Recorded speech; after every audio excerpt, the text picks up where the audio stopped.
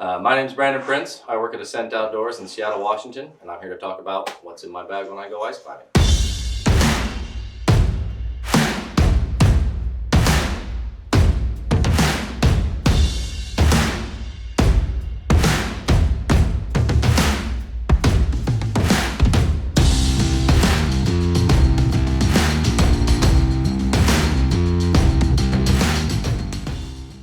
So first, starting with your bag, you're going to want something that has a couple of features that'll make it easier to get your gear out there.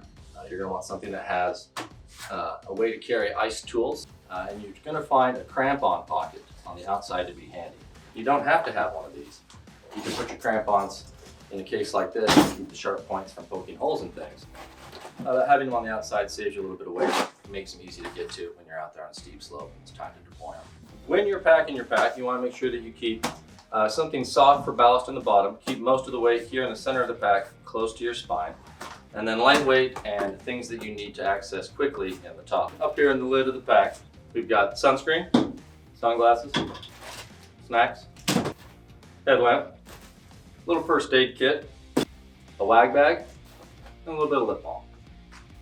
This is usually where the rope sits, coiled over both sides of the pack. Oftentimes, by the time you're getting to the point where you want to put on the rope, is also when you're going to want to put on your helmet. Some packs will also come with helmet holders on the outside. You can totally use those, but remember that if you have a lightweight helmet, it's easily dented or crushed, so treat it with care. Also towards the top and towards the center along my spine is some water. I prefer a soft water bottle to a hard one just because it reduces volume inside the pack. And then a bag of gloves. Next we got the harness.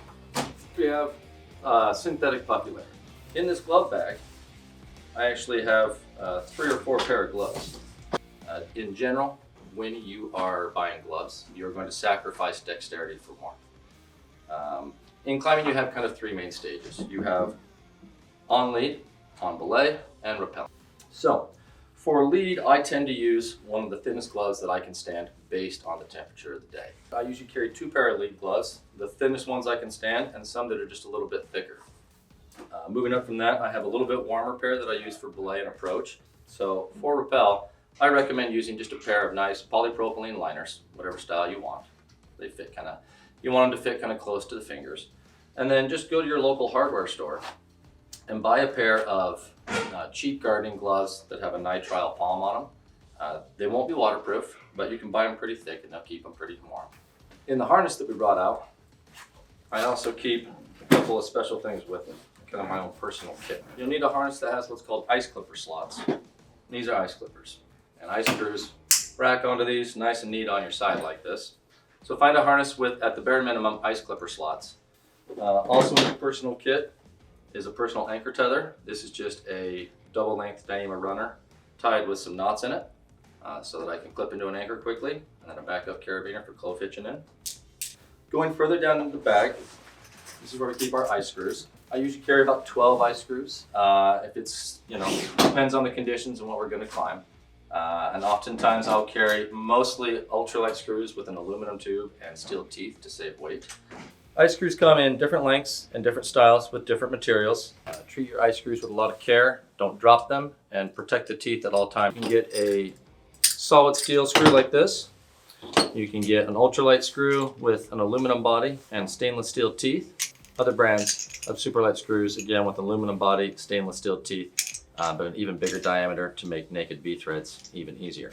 Handles usually have some kind of flip out crank like this, so when you place it in there, it makes it easier to turn it.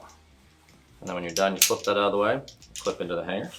I recommend using some kind of ice screw roll up to help keep your screws safe, protect the points. Next, going down the pack, I have this little packing bag. Inside this little packing cube is pretty much everything I need to climb. We've got a first aid kit, a small repair kit. We've got alpine draws,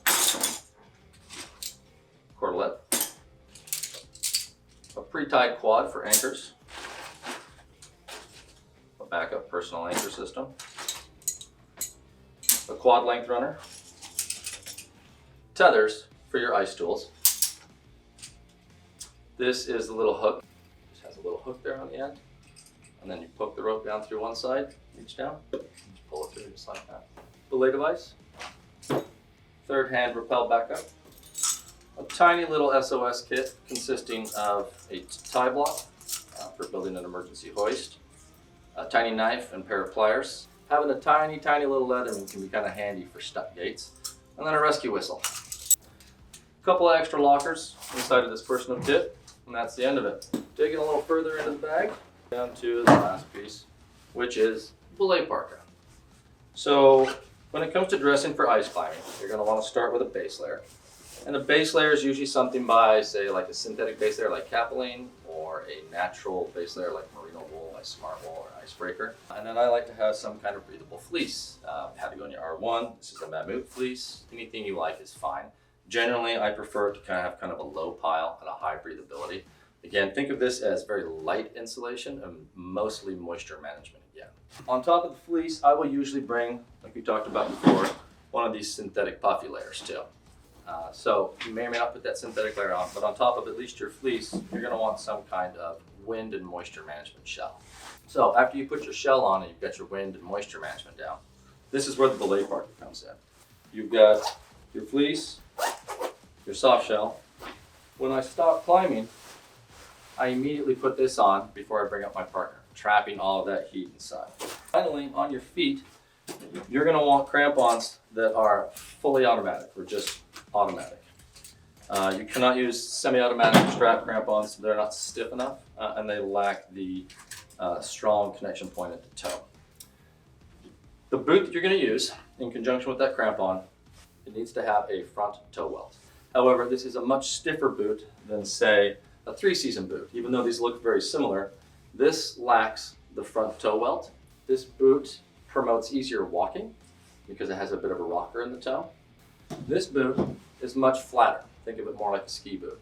It's less comfortable to walk in, but when you clip into your crampons, the toe bell comes up over this reinforced shelf, the heel bell levers on, and having that nice flat platform gives you a solid base to stand on with this big meaty steel crampon. You'll want to use crampons with vertical front points as opposed to horizontal. Horizontal front points are better for stability when you're walking on glaciers and snow, but these cut in like a knife, or much like the picks of your ice axes, and so they're easier to kick into. Speaking of ice axes, you want to find something that's rated as a technical ice axe and has an aggressive geometry designed for ice climbing, as opposed to a ski mountaineering axe or a more classic glacier mountaineering axe.